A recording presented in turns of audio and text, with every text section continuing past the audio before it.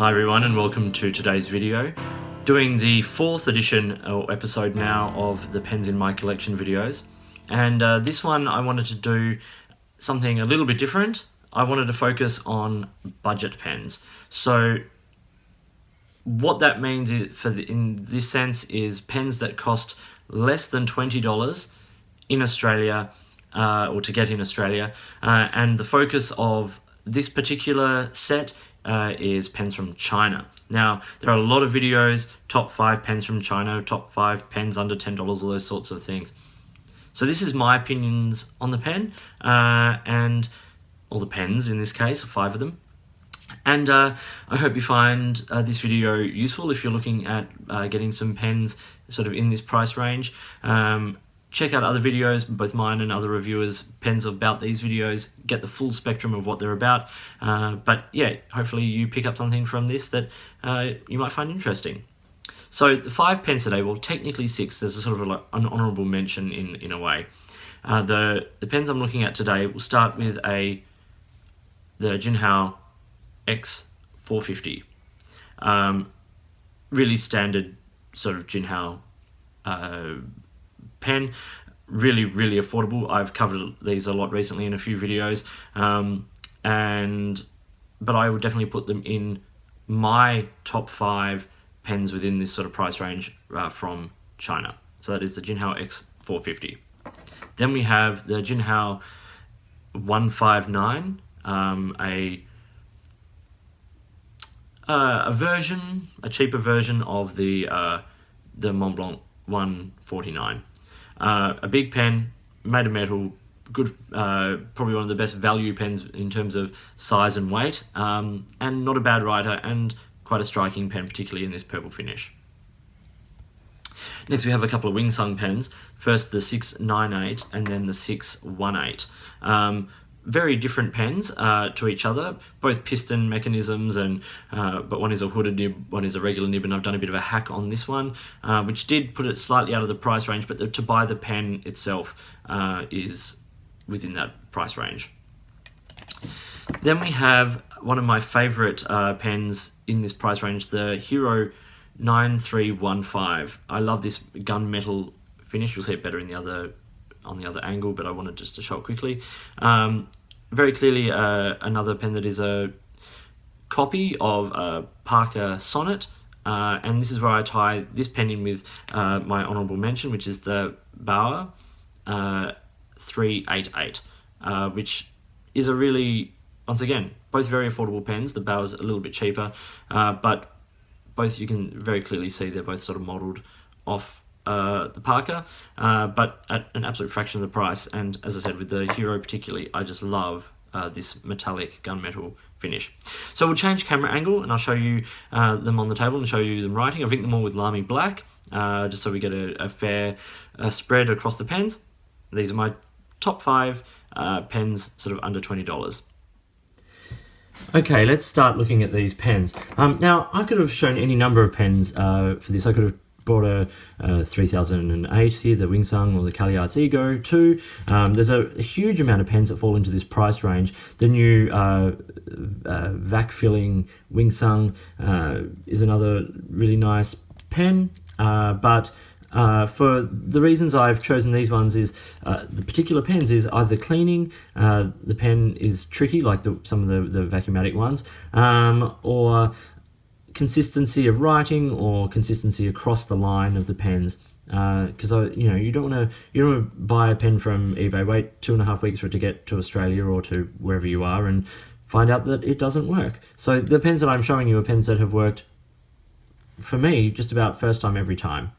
So let's start with the X450 here. Let's get some notepaper so we can do some writing. This is a black and red, or red and black, I think they're called, notebook, paper by Oxford, which is really lovely fountain pen paper.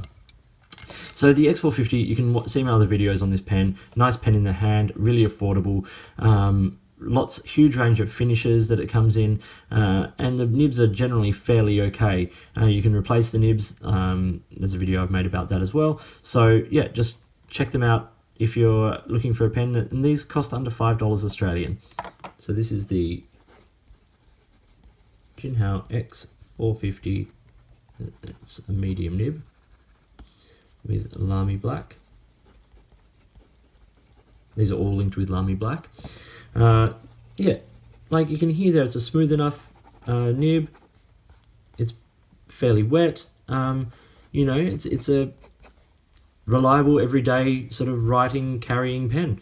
There's nothing wrong with this pen at all. And if you put another nib in it, then you get a pen that is really quite something. Okay, then we get the 159, the Jinhao. This is a big pen. You know, just for the sake of the exercise, here it is alongside a Lamy All-Star. And, you know, it's a much wider and longer pen. It's got a big section on it. Yeah, it's a really impressive pen, and once again, well under the $10 mark. The Jinhao 159. This is also a medium, just Jinhao nib. It comes with the plain stainless steel nib with the silver coloured finish on the pen. Once again, this pen comes in a large range of different colour finish options. Lots of fluoro colours and blacks and golds and all those sorts of things, but I just love this purple. There's a real depth to this purple. I'm not sure how well the camera will pick it up, but yeah, it seems to sort of range from bright purples to sort of really nice, rich, dark purples, depending on the light. So once again, this is a relatively smooth nib. Same nib as comes in the X450 and X750. The X750 could have been on this list. I just prefer the 450. Yeah, I really like this pen. It feels good and big in the hand. This with a 1.5mm stub nib, which I've done on one of my other ones, would be just fabulous. So Jinhao 159. Now we get the Wingsung 698. Now this pen caused a massive stir when it came out, because yes, it does look a little bit sort of reminiscent of another brand of pen, but to have a piston filler at this price point, at that point, was a huge sort of moment in Chinese fountain pens, you know, sort of in this sort of price range.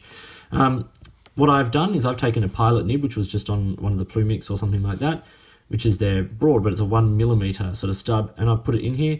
I have a video on doing that on my channel. It takes this pen a little bit over the price range, but the pen itself is $19 or $20 Australian, including postage. This is a Wingsung.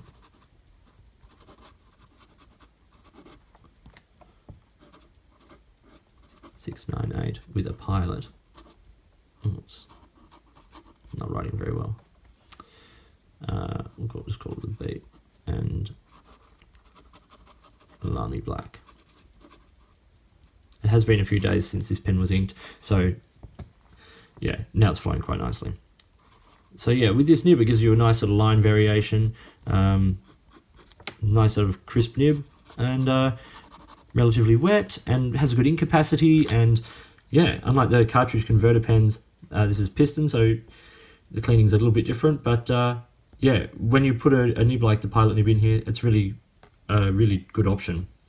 The other Wingsung is the 618. Now this pen comes in some lovely finishes, these sort of translucent demonstrator sort of coloured plastics, and I think there's a couple of glittery sort of models, and yeah, it's a really interesting pen. Has a hooded nib. It's sort of a cross between a few pens. It sort of looks a little bit like a Parker Sonnet, you know, or a, you know, there's a couple of other well-known pens that have some of these elements, design elements, but it's a really interesting, pardon me, a really interesting pen.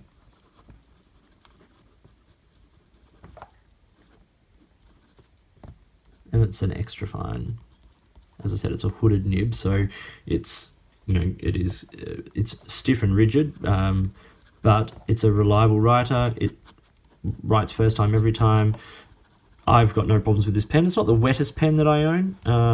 As you can see, it sort of keeps up, but it's just a good sort of everyday writer. I used this with my bullet journal for a while and had no issues with it whatsoever. There is a slight sweet spot to the nib in terms of the scratchiness of how it writes, but when you find that middle point, it's really, really quite a nice pen to write with. Once again, good ink capacity because it's a piston filler. Now we get these pens, the Hero 9315 there, with this lovely sort of gunmetal finish, and then the Baoer 388. This is one of the best known and cheapest sort of fountain pens really on the market, but they're very similar. They're both modelled off the same pen, and there's a lot of similarities between the two models. A few little differences, but yeah, being modelled on the same pen, they end up with some rather similar features. It's a slightly smaller pen, narrower section, still a cartridge converter. It's one of the nicest built pens in this sort of price range. It's when I bought this, it was a little over 10 Australian dollars, but it comes with the nib writes well, and it's reliable, and it feels nice in the hand, and as I said, I really quite like this finish. It's the Hero 9315 with I think this is labelled as a fine nib, but it is, I'll say fine because it's probably closer to an Eastern medium, but it's smooth. A little bit of a hard start there, but smooth, and most of the time it's quite reliable. Nice flow. I've never had any problems with this pen with any ink. It's just a nice, very affordable pen, and quite striking. There are some interesting finishes on the Baoer that you can get as well, but for me, this pen, in terms of the smoothness of the nib and the writing, it doesn't quite. Once again, this is a fine. This is closer to a fine. It doesn't quite compare to the Hero, but they're very clearly modelled off the same pen and have a lot in common. So I sort of put those two together to show my take on them. So this was my 5 recommendations for Chinese fountain pens under $20 Australian. There are some in the slightly over that price range, and of course there are others, both mostly quite fine pens that are available within the price range as well. So there's a huge range of Jinhao and Wingsung and Hero and Baoer, and there's a huge range of these brands, and a lot of them borrow from each other, and there are elements of a lot of these pens that are borrowed by other brands as well. But that was the Jinhao X450, the Jinhao 159, the Wingsung 698, the Wingsung 618, the Baoer 9315, Hero 9315, and the Baoer 388. I hope you found this video useful. If you did, please give it a thumbs up and subscribe to the channel. Hit the notifications button if you want to stay up to date with the videos that I produce. Please feel free to get in touch. You can use any of the platforms listed below, or comment on any of my videos, or drop me an email. It's all listed in the description below. In the meantime, enjoy your pens and enjoy your budget-friendly Chinese fountain pens, and I'll talk to you later.